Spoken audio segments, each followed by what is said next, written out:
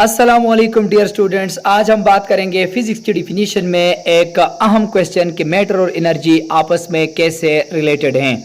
इस क्वेश्चन का answer examples के साथ आसानी से समझने के लिए इस वीडियो को आखिर तक देखिएगा।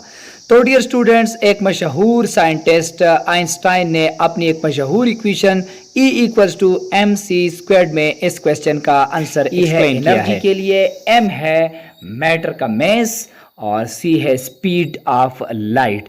यानी किसी भी मास को आप स्पीड ऑफ लाइट के स्क्वायर से मल्टीप्लाई करें तो आपके पास जो आंसर आएगा वो होगी उससे हासिल होने वाली एनर्जी।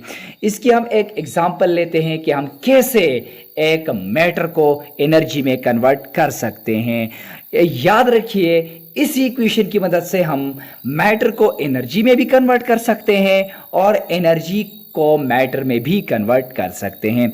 तो एक एग्जांपल लेते हैं। फर्ज करें हमारे पास एक बॉडी है, उसका मास है 1 किलोग्राम और उसको हम कन्वर्ट करना चाह रहे हैं एनर्जी में। तो m की जगह हम यहां पर लगाएंगे 1, c की जगह लगाएंगे 3 × 10⁻⁸ क्योंकि स्पीड ऑफ लाइट तकरीबन 3 × 10⁸ है। तो c की जगह ये वैल्यू लगा देंगे, इसका स्क्वायर भी लेना पड़ेगा क्योंकि फार्मूले में स्क्वायर मौजूद है। अब हम इसको सिंप्लीफाई करें तो हमारे पास इसका आंसर आएगा 9 × 10⁻16 जूल्स। जूल्स चूंकि एनर्जी का यूनिट है, तो अगर आपके पास 1 किलोग्राम की बॉडी हो तो उससे आप हासिल कर सकते हैं 9 × 10⁻16 जूल्स एनर्जी। और इसी तरह से इस इक्वेशन को अगर हम रीअरेंज कर लें मैटर के लिए तो हम लोग एनर्जी को मैटर में भी कन्वर्ट कर सकते हैं। तो आइए हम आगे मजीद एग्जांपल्स की तरफ जाते हैं।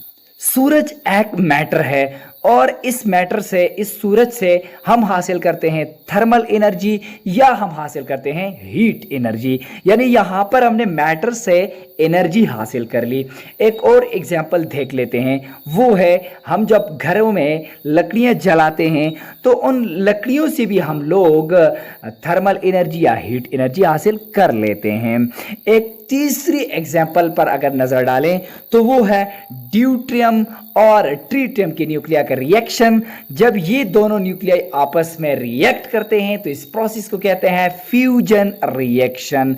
फ्यूजन रिएक्शन एक ऐसा प्रोसेस होता है जिसमें 2 या 2 से ज्यादा न्यूक्लियाई आपस में रिएक्ट करते हैं और उनसे बनता है एक तीसरा न्यूक्लियस। तो यहाँ पर ड्यूटेरियम और ट्रिटियम जब आपस में रिएक्ट करते हैं तो इनसे बनता है एक तीसरा न्यूक्लियस, उनका नाम है हीलियम।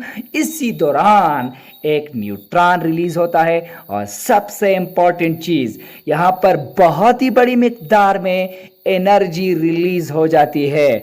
तो ड्यूटेरियम और ट्रिटियम ये दोनों मैटर्स थे, ये दोनों मैटर्स जो हैं ये यहां पर कन्वर्ट हो गए हैं बहुत ही बड़ी मिकदार की एनर्जी में। और यही एनर्जी हम आगे मुख्तलिफ मकासद के लिए, बहुत सारे मकासद के लिए इस्तेमाल कर सकते हैं। इसी तरह अगर आप conversion of energy into matter को समझना चाहें तो इसके लिए हमें देखना होगा इस एग्जांपल को।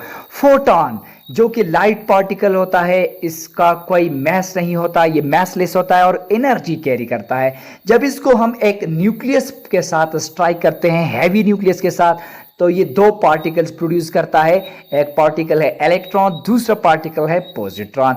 ये दोनों पार्टिकल्स अपोजिट डायरेक्शन में मूव करना शुरू कर लेते हैं। तो यहाँ पे फोटॉन जो कि एनर्जी कैरियर है, इससे बन गए 2 पार्टिकल्स इलेक्ट्रॉन और पॉजिट्रॉन जो कि दोनों मैटर्स हैं। तो इस एग्जांपल में हमने ये देखा कि एनर्जी कन्वर्ट हो गई मैटर में। तो डियर स्टूडेंट्स, मैं इस वीडियो में आपको यही समझाना चाह रहा था कि मैटर को किस तरह एनर्जी में कन्वर्ट किया जा सकता है और एनर्जी को कैसे मैटर में कन्वर्ट किया जा सकता है।